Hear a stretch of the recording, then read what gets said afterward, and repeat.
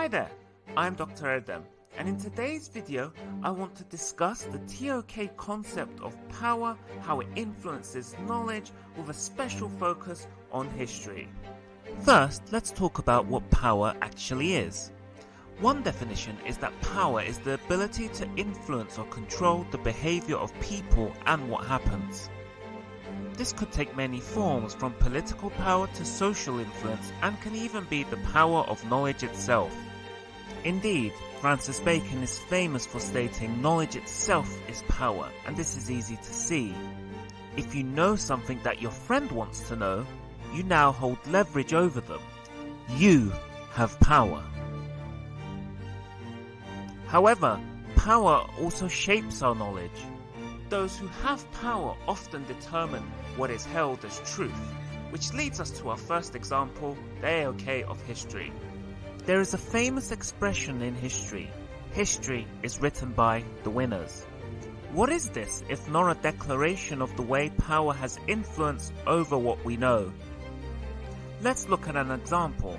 The American Civil War was fought between the Union, representing the northern states of the USA, and the Confederacy, representing the South.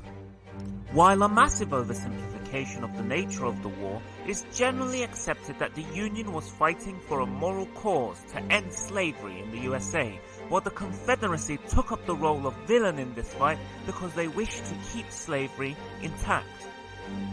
Indeed, we know this as the story, arguably because it was the Union that was the victor, and that, post-war, historians from the Unionist side went to great lengths to valorize figures like Abraham Lincoln and vilify people like Robert E. Lee, a general in the Confederacy.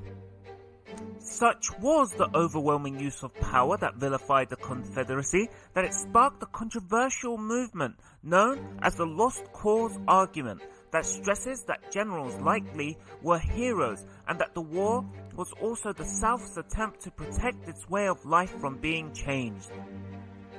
Of course, such an idea is controversial because it diminishes the significance of slavery, but it does go to show how people and knowledge itself react when power is wielded too strongly. Remember, this is but one example of how power might influence our knowledge and our understanding of the world. Like all elements of TOK, it's up to us to think critically about how the knowledge around us is shaped and used. If you have any questions or would like to learn more about TOK, please feel free to contact us at CANA@canaelite.com for more expert advice and personalized tutoring. Happy learning!